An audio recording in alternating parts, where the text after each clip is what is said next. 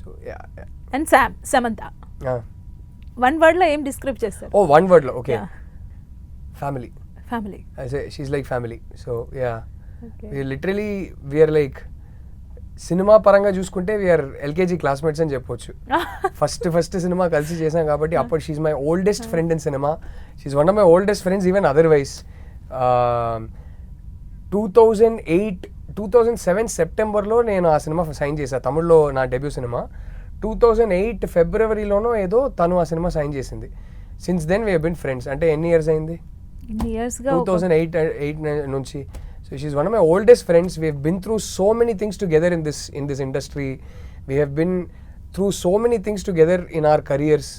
So she's family. She's basically. So Samantha గారితో ఒక మంచి సినిమా తీయొచ్చు కదా మీరు. రష్మిక గారితో బ్యూటిఫుల్ సినిమా రాబోతుంది. I would love to, and I'm a big fan of her ability, of her talent. What an actor. So I would love to. Hopefully it will work out soon. Hopefully. Oh, so expect చేయొచ్చు అన్నమాట మేము. I really hope so. I would love to do a film with her. Okay. And Chinmay గారు, మీ చిన్ను గారి గురించి ఏం చెప్తారు one వల్ల? నా ప్రపంచం. ఓ, ఇంతకు మించి ఇంకేం అక్కర్లేదేమో. ఇంకేం చెప్తాను, చాలు. అంతే. మహేష్ బాబు గారి గురించి? Favourite. Yeah. Wow. Pawan Kalyan? Charisma. Oh. Fire. Charisma. కళ్ళు. He has one of the most powerful eyes I've seen on screen. Okay. ఇప్పుడు గర్ల్ ఫ్రెండ్ ట్రైలర్ చూసిన తర్వాత అయితే ఇది బిగ్ హిట్ సక్సెస్. మీకు స్టార్టింగ్లో ఇంటర్వ్యూలోనే చెప్పాను, మీరు ఇక్కడే సక్సెస్ అయిపోయారు టీజర్ కట్ చేయడంలోనే, ఎందుకంటే ఆడియన్స్ వచ్చేస్తారు, ఈ కన్ఫ్యూజన్కి వచ్చేస్తారు, హ్యాపీగా చూసేస్తారు. మీ ఫ్రెండ్స్ అందరినీ తీసుకెళ్ళండి. డెఫినెట్గా. అండ్ గర్ల్ ఫ్రెండ్ 2 ఎక్స్పెక్ట్ చేయొచ్చా? ఏమైనా ఉంటుందా? ఇప్పుడైతే అసలు ఏ ఐడియా లేదండి, అస్సలు ఏ ఐడియా లేదు. ఓకే.